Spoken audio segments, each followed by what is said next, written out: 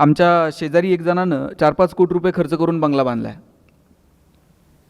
आणि ते काका मला रोज जाता येता थांबवतात आणि रोज मला त्या बंगल्याविषयी काही ना काही सांगत असतात. आणि त्यांनी कष्टानं बांधला आहे, आपल्याला ऐकायला काय अडचण आहे का? ते जर सांगतायत तर आपण ऐकून घेतलं पाहिजे. मी सगळं ऐकतो.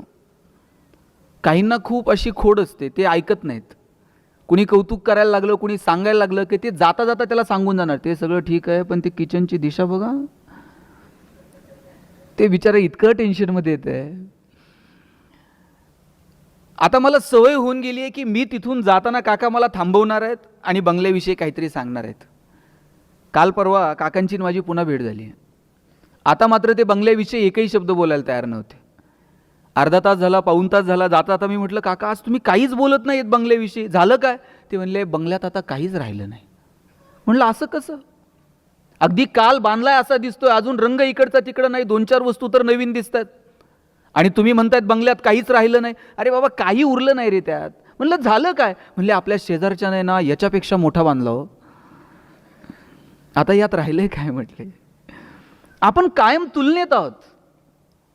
आपला मुलगा किती चांगला आहे हे ठरवताना सुद्धा आपण कुणासोबत तरी कम्पेअर करत असतो. तो अमुक अमुक बघितलाय का आणि तू काय करतोय? आपण सगळे एकमेकांपेक्षा वेगळे आहोत. आणि मला वाटलं आपल्या लेकरांमधलं वेगळे पण आपल्याला ओळखता आलं पाहिजे. सचिन तेंडुलकर सारखा षटकार ऐश्वर्या रायला मारता येईल का? ऐश्वर्या राय सारखा ठुमका लता दिदींना देता आला असता का? लता दिदींसारखं गाणं अशोक सराफला म्हणता येतं का? तुम्ही जर मला म्हटले ना तुम्ही बोलत राहा तासभर, मी बोलेल. पण तुम्ही जर मला म्हटलात आता नगरवरनं आलाय, जाता जाता हडपसरमध्ये एखादी कुस्ती करून जा, आपल्याच्यानं जमणार नाही. आपण सगळे एकमेकांपेक्षा वेगळे आहोत आणि आपल्याला आपल्यातलं वेगळे पण ओळखता आलं पाहिजे. ज्या दिवशी आपल्याला आपल्या लेकरांमधलं वेगळे पण सापडेल ना, त्या दिवशी जगण्यात मजा आहे. पण आपण सगळे मार्कांचे हिशोब मांडतो. पोरांची प्रगती मोजण्याचं एकक जर काय असेल तर गुणपत्रिकेला आलेली गुणांची सूज. पण मी असं म्हणत नाहीये की तुम्ही मार्क मिळवू नका, मार्क मिळवण्यासाठी अपेक्षित असणारी तंत्र विकसित करू नका, ती कौशल्य विकसित करू नका. या स्पर्धेत जर टिकायचं असेल तर तुम्हाला मार्क मिळवावे लागतील, त्याच्यासाठी अपेक्षित असणारी कौशल्य आत्मसात करावी लागतील. पण केवळ आणि केवळ मार्क म्हणजेच शिक्षण आहे, या मानसिकतेमध्ये आपण जे अडकलोय ना, हे पोरांच्या भविष्यासाठी खूप धोकादायक आहे. मुलं त्या शिक्षणाचा आनंद घेतात का? मराठीचा एखादा धडा वाचताय, त्या लेखकासोबत तुमची मैत्री व्हायला हवी. गणित सोडवताय, गणितातले आकडे असे डोळ्यासमोर खेळायला हवेत. लॅबोरेटरीमध्ये जाऊन काही प्रयोग करताय, त्या सायंटिस्ट सोबत तुम्ही गप्पा मारायला हव्यात. इतिहास अभ्यासताय, त्या इतिहासातल्या पात्रांसोबत तुम्ही संवाद साधायला हवा. भूगोल अभ्यासताय, भूगोलातले अक्षांश आणि रेखांश असे डोळ्यासमोर दिसायला हवेत. इतकं एकरूप जेव्हा आपण त्या अभ्यासासोबत होऊ ना, तेव्हा त्या अभ्यासाची मजा वाटायला लागेल, आनंद वाटायला लागेल. पण फक्त परीक्षा जवळ आल्यात मग मागचे काही क्वेश्चन पेपर चाळायचे, कोणते क्वेश्चन सातत्यानं रिपीट झालेले आहेत, शिक्षकांच्या मागं लागायचं, IMP क्वेश्चन सांगा, व्हेरी इम्पॉर्टंट क्वेश्चन सांगा, आणि मग सगळी मार्कांची बेरीज वजाबाकी करायची. बाजारात तर आता पॉकेट सिरीज आल्यात आणि मग शेवटच्या टप्प्यात ते पॉकेट सिरीज हाताळायचे आणि मग मार्कांची बेरीज वजाबाकी करत आम्ही त्या शिक्षणामध्ये गुरफटले जातोय. मला सगळ्या पालकांना आणि पाल्यांना सांगायचं आहे की आपण त्या शिक्षणाचा आनंद घेतोय का? तुम्ही तुमच्या वडिलांना विचारा, आईला विचारा. बहुतांशी मराठी शाळेत शिकलेले आईवडील असतील. बाईंनी एखादी कविता चालीत म्हणून दाखवायची आणि पोरांनी ती त्यांच्या पाठीमागे म्हणायची. कितीतरी कविता आजही तोंडपाठ आहेत, कारण त्या कविता ही माणसं जगलीत, त्या गोष्टींशी जुळून घेत अभ्यास करत तिथपर्यंत ती माणसं पोहोचली आहेत. आजही आपण त्या गोष्टींचा आनंद घेतो का? की मग सगळंच मार्कांसाठी आहे? भूगोल मार्कांसाठी, इतिहास मार्कांसाठी, इतिहासातली पात्र ही मार्कांसाठी. मग शिवाजी महाराज 4 मार्काला, संभाजीराजे 5 मार्काला. तुकाराम महाराजांचा अभंग तर जरा अवघड आहे, ऑप्शनला टाकू म्हटले. परवा तर 10वीतला एक पोरगा मला विचारत होता, सर या वर्षी मराठीच्या पेपरला ज्ञानदेव पडणार आहेत का तुकाराम पडणार आहेत? मी म्हटलं हे पडतील कसे ज्यांनी महाराष्ट्र उभा केला? सगळं कसं मार्कांसाठी असेल? तुम्ही बघा, मैदानावरती पोरं खेळत नाहीत, लॅबोरेटरीमध्ये जाऊन प्रयोग करत नाहीत, ग्रंथालयात जाऊन काही अवांतर पुस्तक आणून वाचत नाहीत. आपण वाचलं पाहिजे. सिलेबसच्या पलीकडे जाऊन शाळांमध्ये ग्रंथालय आहेत, तिथली 2-5 पुस्तकं तरी आपण हाताळली पाहिजेत. एखाद्या आवडत्या पुस्तकावरती कुटुंबामध्ये चर्चा व्हायला हवी. शाळेमध्ये चर्चा व्हायला हवी. अण्णाभाऊ साठेंनी लिहिलेलं फकीरा, त्या फकीरातला तो नायक, अन्यायाच्या विरोधात लढण्याची त्याची ती जिद्द, काय काय किती या फकीरा कादंबरीवरती चित्रपट आला, जगभरापर्यंत पोहोचली. माझी सगळ्या इथं जे बसलेले सगळे तरुण मुलं आहेत ना, तुम्ही तुमच्या आईला वडिलांना विचारा. 10वीच्या सुट्टीत यातल्या निम्म्या आईबापांनी ययाती वाचले, मृत्युंजय वाचले, छावा वाचले. सुट्टीमध्ये वडिलांनी पुस्तकं आणून ठेवायची घरात आणि मग त्या पुस्तकांवरती पेन्सिलनं मारलेल्या रेघा, वहीत लिहून ठेवलेली आवडलेली वाक्य, याच्यात मस्त रमून जायची हो माणसं. आता आम्ही 24 तास मोबाईलवरती आहोत. आम्ही जर मैदानावर खेळायला गेलो ना, आई काठी घेऊन पळत यायची, बाद झालं रे खेळायचं, चला आता अभ्यासाला बसा. आता आईला काठी घेऊन पळावं लागते, ए बाबा ठेव ना मोबाईल, चल मैदानावर, 4 उड्या मी मारते, तू 2 तर मार. इथपर्यंत येऊन ठेपलंय. पोरं खेळायची, पडायची, धडपडायची, संघर्षाची वृत्ती त्यांच्यामध्ये आपोआप निर्माण व्हायची. शाळेला जर सुट्टी लागली, दप्तर नेऊन ठेवायचं, आईनं पिशवी भरून ठेवलेली असायची आणि मामा घ्यायला आलेला असायचा. मग मामाकडं गावाकडं सुट्टीला जायचं, त्याच्याबरोबर शेतात जायचं, धारा काढायच्या, सकाळी उठून नांगरठीवर जायचं, कुरणात जनावरं चारायला जायचं आजोबांसोबत. येताना त्याच नदीला जिथं जनावरं पाणी प्यायची तिथंच पोरं अशी जनावरासारखं गुडघे टेकवायची आणि हातानं पाणी पुढं ढकलायचं आणि झऱ्याला पाणी प्यायचं. इथल्या कितीतरी पालकांनी ते अनुभवलं असेल.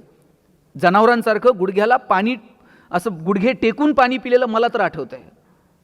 आता मला एक नदी दाखवा जिथं तुम्ही गुडघे टेकून पाणी पिऊ शकाल.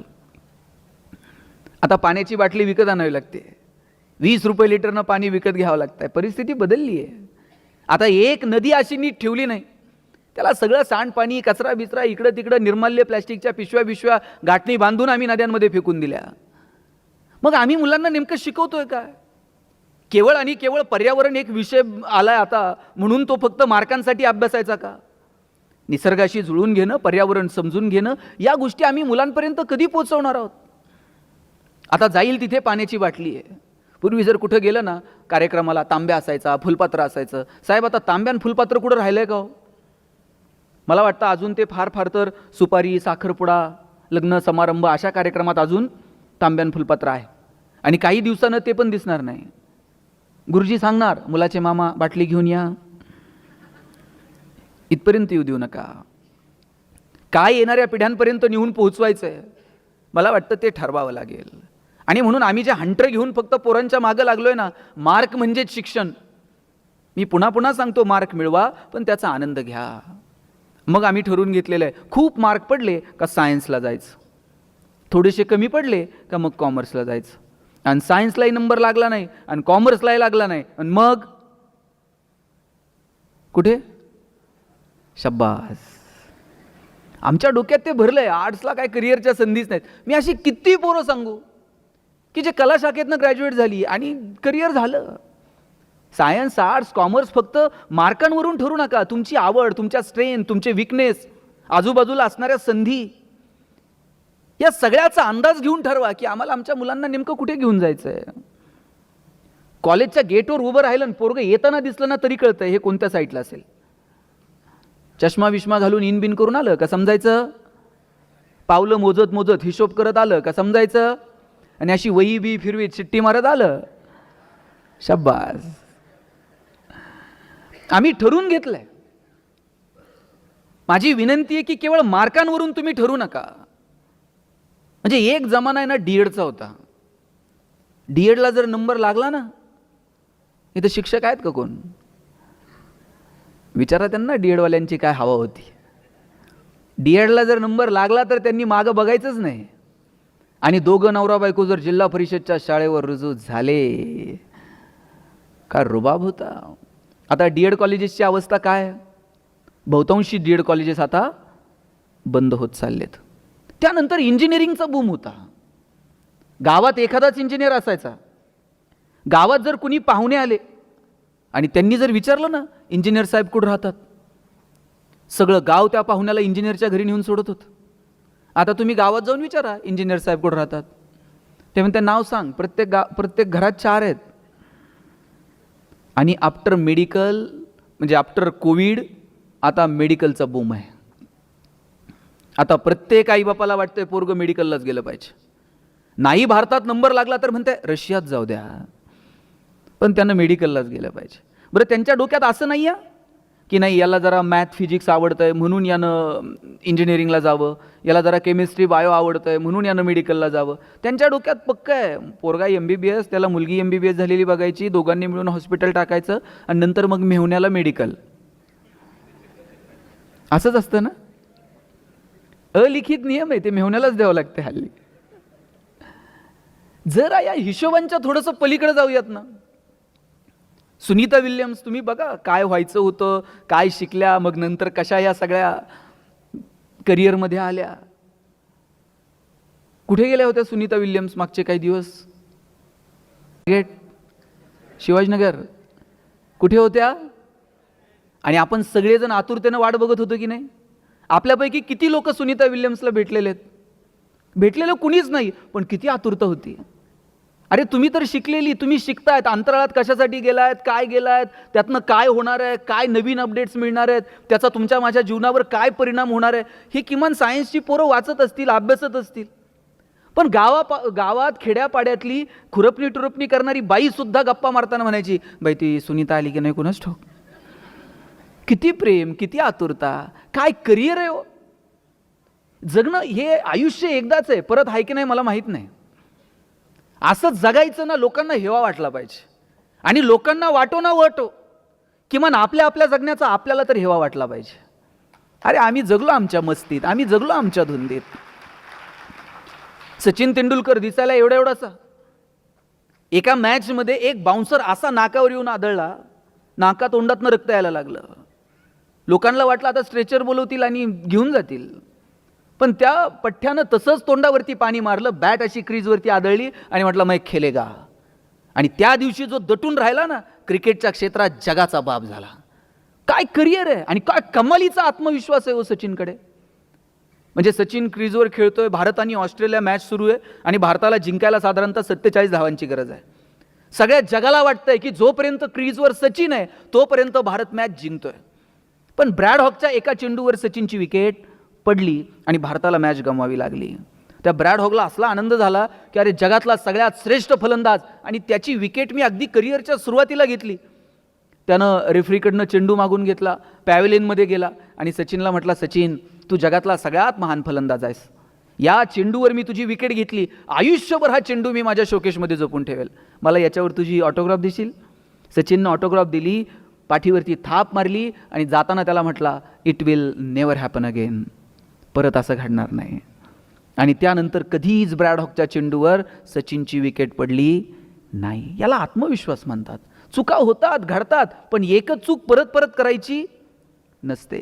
बदलूयात, काहीतरी नवीन करूयात, झालेल्या चुका सुधारवण्यासाठी सातत्यानं प्रयत्न करूयात आणि त्याच्यासाठी कधीतरी स्वतःच्या अंतर्मनात डोकावून पाहूयात.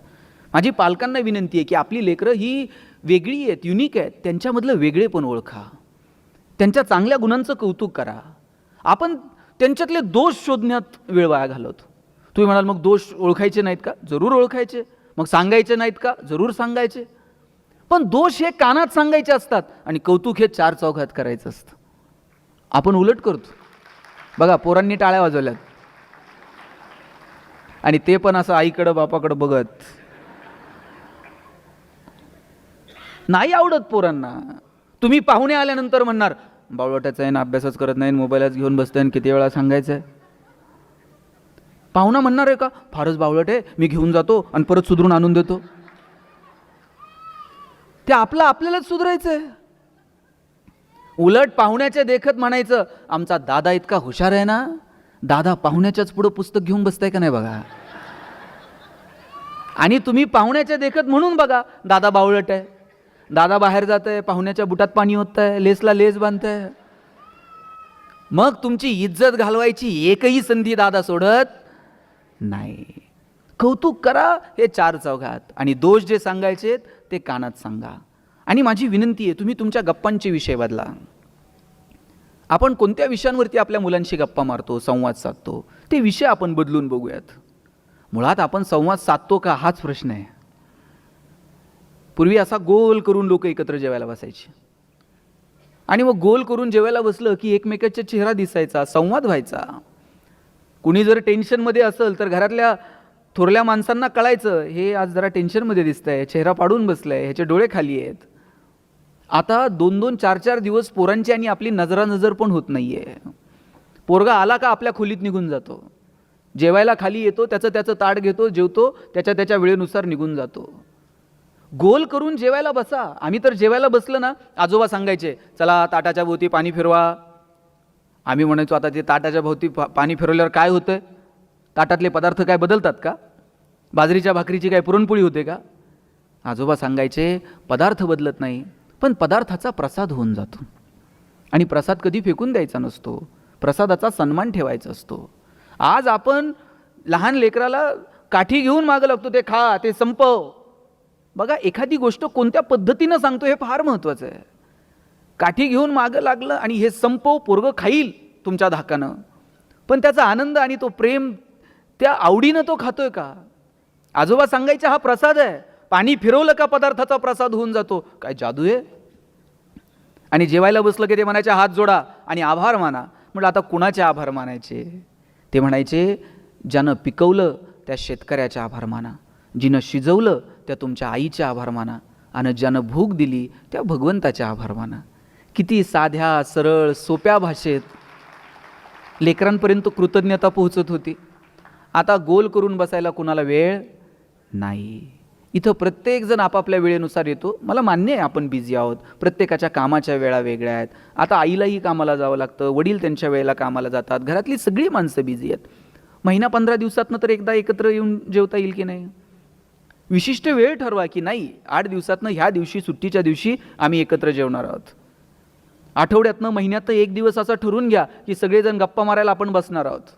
गप्पांचे विषय ठरवा, सांगा ह्या 8 दिवसांना आहे ना, हे जे आत्ता अमुक अमुक विषय चाललाय ना, याच्यावरती आपल्याला बोलायचं आहे रे.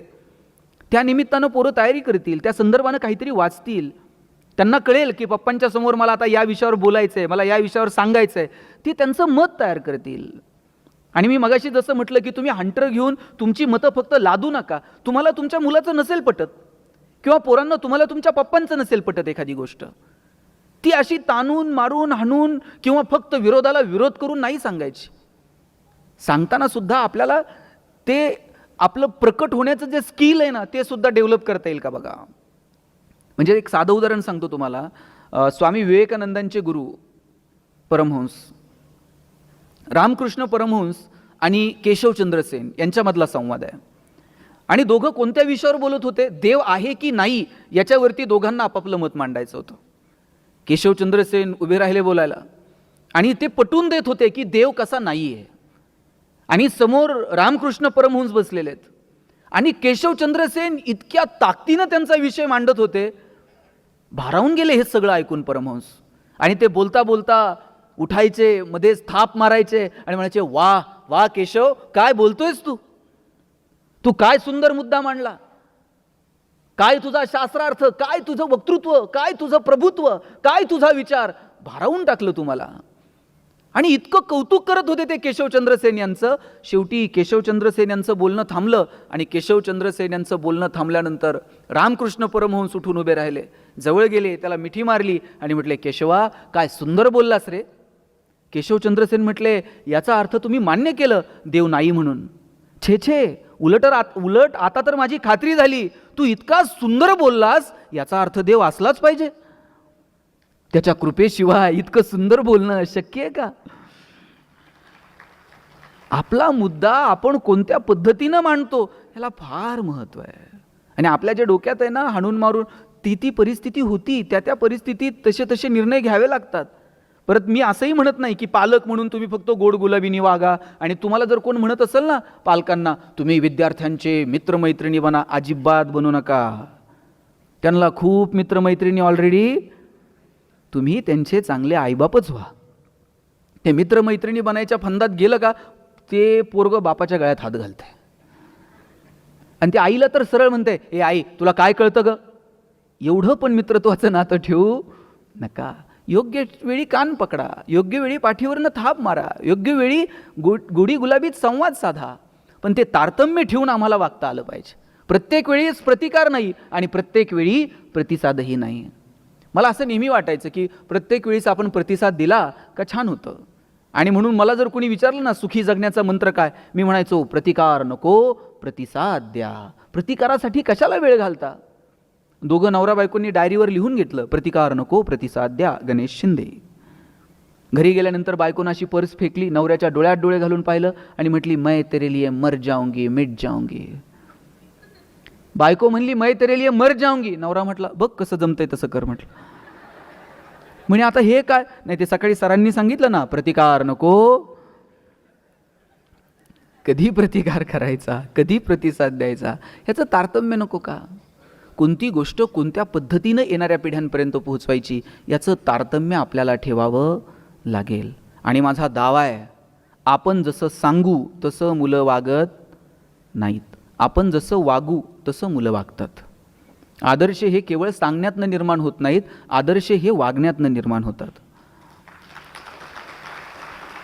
पोराला सांगायचं व्यसन करू नये, घरात सुविचार लिहून ठेवायचा व्यसन करू नये, आणि बापानंच पोराला सांगायचं जा जरा गॅसच्या शेगडीवरनं सिगरेट पेटून आण.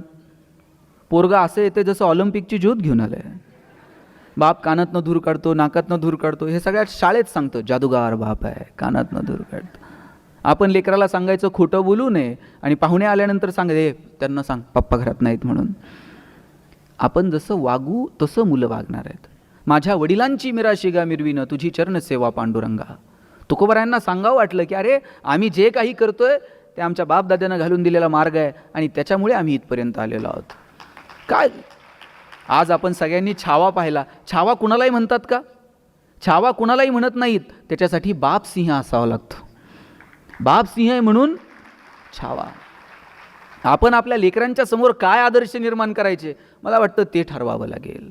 आमच्याकडे एक वाडा आहे, त्या वाड्यामध्ये एक पाटील राहतात आणि बिचारे वजन वाढलेलं आहे, वर गॅलरीत फिरत असतात, खाली येत नाहीत फारसं, वरच चक्कर मारत असतात.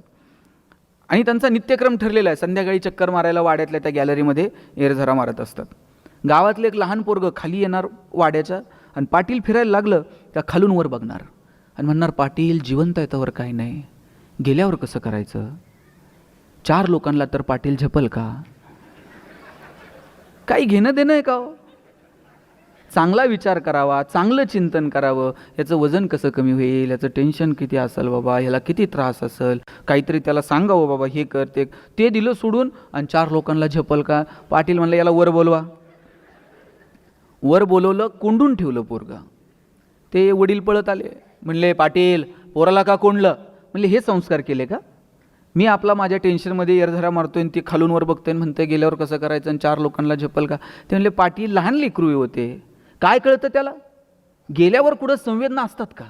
आणि नाही 4 लोकांना झेपलं ना म्हणला हातपाय तोडून असं सुट्ट सुट्ट करून घेऊन जा म्हणला. पाटील म्हणले लेकराची चूक नाही, हे बेनं खराब आहे. आजोबा पळत आले, म्हणले काय झालं पाटील? नातवाला कोंडले, पोराला कोंडले, काय गडबड काय? ते म्हणले हे संस्कार केले. तुझा नातू म्हणतंय 4 लोकांना झेपल का आणि तुझं पोरगं म्हणतंय हातपाय तोडून नेऊ. पाटील गेल्यावर रुपयावर जात नाही. आणि कशाला म्हणले ते शरीराची विटंबना करायची. आजा म्हणतंय पाटील तुम्ही गेले ना वाड्यालाच काढी लागून टाकू. म्हणले काय असतं? तुम्ही जे पेरणार आहात तेच उगवणार आहे. गहू पेरून ज्वारी उगवते का? ज्वारी पेरून हरभरा उगवतोय का? आपण जे पेरणार ते उगवणार. म्हणून काय पेरायचं ना लेकरांच्या बाबतीमध्ये ते ठरवावं लागेल. मुलांच्या आयुष्यामध्ये मुलांना फक्त आपण हे बघा, आपल्या डोक्यात काय माहिती आहे का बहुतांशी पालकांच्या, नाही मला नाही मिळालं मग आता मुलासाठी करूयात, आम्ही सायकलवर गेलो मग पोराला गाडी घेऊन देऊयात, आमच्या वेळेस नव्हत्या एवढ्या सुविधा म्हणून पोरांना देऊन टाकूयात. त्यांना फक्त त्या सुविधांच्या त्या कोटामध्ये असं अडकून ठेवू नका. काही काही गोष्टींच्या अभावात सुद्धा मजा असते. एखादी गोष्ट नाही आणि एखाद्या गोष्टीला नाही म्हणणं हे सुद्धा आपल्याला जमलं पाहिजे हो. आपण कोणत्याच गोष्टीला नाही म्हणायला तयार नाही होत. नाही पप्पा मला ते पाहिजे म्हणजे पाहिजे. पप्पा काही करल तिकडे पण पोराला ते आणून देईल. आणि बापाची मानसिकता काय असते माहिती आहे पोरांनो? नाही मला नाही मिळालं, माझ्या वेळेस नव्हती सुविधा, आता आहे पोरांच्या नशिबानं, मग देऊन टाकू. पण काय द्यायचं, कधी द्यायचं, कोणत्या गोष्टी? तुम्ही कितीतरी श्रीमंत कुटुंबातले पालक बघा, त्यांची काहीही विकत घेऊन द्यायची त्यांची कॅपॅसिटी आहे. पण बहुतांशी उद्योगपतींनी पहिली काही वर्ष पोरांना स्वतःच्याच कंपनीत 5-10 हजार रुपये काम नोकरी करा दे. तुला त्या 5 रुपयाची 10 रुपयाची 5,000ची 10,000ची किंमत कळली पाहिजे. शेतकरी जर कोण असेल तर तुमच्या लक्षात येईल, पिकाला रोज पाणी देतो का हो शेतकरी? काही दिवस जरा ताण द्यावा लागतो, साध्या सरळ सोप्या भाषेत. तो ताण दिल्याशिवाय त्या पिकाला त्या पाण्याचीही मजा कळत नाही. आणि म्हणून तो ताण सुद्धा आपल्याला आपल्या लेकराला योग्य वेळी देता येतो का, याची काळजी आपण घेतली पाहिजे. सगळ्याच गोष्टी रोज तुम्ही त्याला पुरवल्या नाही जुळणार. 2-2, 2.5 वर्षाच्या पोरांच्या हातात तुम्ही मोबाईल देऊन टाकले हो. आणि बाप असं कौतुकानं सांगताय, मला कळत नाही ते त्याला कळतंय म्हणते मोबाईलमधलं. पोरगं जर रडायला लागलं ना, आई त्याला जवळ घ्यायची आणि जवळ घेतल्याबरोबर पोरगं रडणं थांबवत होतं. आता पोरगं रडायला लागल्यावर आई काय करते, मी सांगू का तुम्ही सांगता? आणि पोरगं इतकं पुढचं आहे, मोबाईल हातात आल्याशिवाय ते पण रडायचं थांबत नाही. आईच्या स्पर्शाची जागा जर मोबाईलच्या स्पर्शानं घेतली असेल, हा कुणाचा पराजय आहे? हा विज्ञान तंत्रज्ञानाचा विजय आहे का मातृत्वाचा पराजय आहे, हे ठरवण्याची वेळ आली आहे. म्हणून कोणत्या वयात कोणत्या गोष्टी कोणत्या कारणांसाठी मुलांना द्यायच्या हे आपण ठरवायला हवं. वय वर्ष 0 ते 11 वयोगटातल्या हजारो मुलांचे डोळे निकामी होण्याची वेळ आली आहे. इतका पोरांचा स्क्रीन टाईम मोबाईलवरचा वाढत चालला आहे. मोबाईल खूप चांगलं साधन आहे, तुम्ही ते मुलांना द्यायला हवं. मुलं टेक्नोसेवी असली पाहिजेत, नवीन तंत्रज्ञान कळलं पाहिजे. पण किती प्रमाणात हा प्रश्न मात्र तुम्ही स्वतःला आणि तुमच्या मुलांना विचारला पाहिजे. एक तुम्ही पाहिलं असेल, पोपट पकडणारे काही लोक, त्या एक माणूस आहे ना, खूप शिताफीनं तो पोपट पकडायचा. मी त्याला एक दिवशी विचारलं, तू इतक्या सहजासहजी कसा पकडतो रे? म्हटलं काही नाही हो साहेब, सोपं आहे. मी काय करतो म्हटलं, 2 झाडांना ताणून एक दोरी बांधतो आणि म्हटलं मग पोपट येतो, त्या दोरीवरती बसतो आणि तो एकदा दोरीवर बसला की मी एका झाडाची दोरी सैल करतो. दोरी जशी जशी सैल होईल तसा तसा तो पोपट पडायला लागतो आणि तो त्या दोरीला घट्ट पकडतो. आणि एकदा का त्यानं त्या दोरीला घट्ट पकडलं की मग मी टाईम साधतो आणि पकडतो त्या पोपटाला. तुम्ही विचार करा, त्या पोपटामध्ये सामर्थ्य हवेत उडायचं, पण तो विसरून जातो की मी या हवेमध्ये उडू शकतो आणि त्या दोरीला घट्ट पकडायचा प्रयत्न करतो. आपण त्याला इतकं कुरवाळलंय, आपण त्याला इतकं कुरवाळत बसलोय की ते विसरून गेलाय की नाही माझ्यात क्षमता आहे. आणि मग अशा वेळेस तो आपल्याला घट्ट पकडायचा प्रयत्न करतो. आपण किती दिवस पुरणार आहोत त्याला? त्याच्यामध्ये ती क्षमता निर्माण करता येईल का? त्याच्या मनगटात ती रग निर्माण करता येईल का? तुम्ही लाखो रुपये कोट्यवधी रुपये कमवून ठेवा आणि त्याच्यामध्ये कमवायची जर ताकद नसेल तर ते 2 दिवसात काडी लावून टाकते, उडून टाकते सगळं. तुम्ही ताकद निर्माण करा त्याच्या मनगटामध्ये कमवण्याची. बघा, म्हणजे तुम्हाला एक साधी एक गोष्ट सांगतो. एक आजी होती आणि तिनं तिचं गार्डन तयार केलेलं होतं आणि त्या बागेला ते इतकी जपायची, प्रत्येक झाडावर तिचं लक्ष असायचं. आणि ती बाग इतकी बहरून गेली, फुलून गेली, पण आजीच्या वयाला मर्यादा येतो. किती दिवस ती बाग बघणार आहे? आणि मग बाग आता कोमेजून जायला लागली, पण आजी मात्र ताकदीनं ती बाग जपत होती. पण आजी आता अंथरुणाला खिळली आणि मग मात्र आजीला टेन्शन आलं की अरे, मी जोपर्यंत बरी होते तोपर्यंत प्रत्येक झाडाला मी जपत होते, आता या झाडाला कोण जपणार? आणि मग तिनं मुलाला बोलवलं आणि सांगितलं, राजा, मी ही बाग आयुष्यभर जपत राहिले, आता मी आजारी पडली आहे, आता मला वाटत नाही की मी अंथरुणातनं उठेल, पण मला टेन्शन याचं आहे की ही बाग कोण बघेल? ए आजी, तू काळजी करू नको. नातवानं सांगितलं, मुलगा नातू दोघे होते. नातवानं सांगितलं, आजी तू काळजी करायची नाही, आता ही बाग इथून पुढे मी बघणार, तू पटकन बरी हो बरं. आता आपल्या बागेला बघणारं कुणीतरी आहे या विचारानंच आजी आता हळूहळू बरी व्हायला लागली होती. बरं, नातू रोज सकाळी बागेत जायचा आणि थेट संध्याकाळीच घरी यायचा. वडील विचारायचे, बाग कशी आहे रे? हो पप्पा, सकाळपासून संध्याकाळपर्यंत मी बागेतच आहे. आजी तर 2 तास जायची, मी दिवसभर बागेत आहे. पोरगा रोज जायचा, सकाळी संध्याकाळी घरी यायचा. 1 महिन्यानं आजी बरी झाली आणि आजीनं आणि बापानं ठरवलं, चला आता बागेत जरा फेरफटका मारून येऊ. आणि बागेत फेरफटका मारायला आले, बघितलं तर सगळी झाडं सुकून गेलेली होती. मग या पोराला विचारलं, बाबा तू रोज सकाळी 8ला येतोय, संध्याकाळी घरी येतोय, रोज बागेत आहे, तू काय करत होता? तू काय काळजी घेतली? अहो म्हटलं, मी खूप काळजी घेतली हो. आल्यानंतर मी प्रत्येक पान ना पान पुसून काढत होतो, प्रत्येक झाडाचं खोड फांदी सगळे पुसून घ्यायचो, त्या झाडांना कुरळायचो, त्या फुलांचा पापा घ्यायचो, त्या झाडाला मिठी मारायचो, जवळ घ्यायचो. मी किती काळजी घेतली, पण नाही हो ही बाग टिकली. मग त्या आजीनं सांगितलं, राजा, कुरवाळणं, जवळ घेणं, त्याला मिठी मारणं, याला काळजी घेणं नाही म्हणत.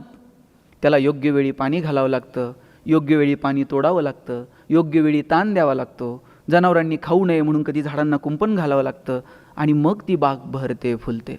आपल्या डोक्यात आहे थोडीशी काळजी घ्यावी, त्याला रोज गन पावडर लावावा, त्याला नवनवीन कपडे घालावेत, त्याला रोज आल्याबरोबर कुरवाळावं, रोज त्याच्या गालावर ओठ टेकवावेत, म्हणजे मुलांची काळजी घेणं आहे.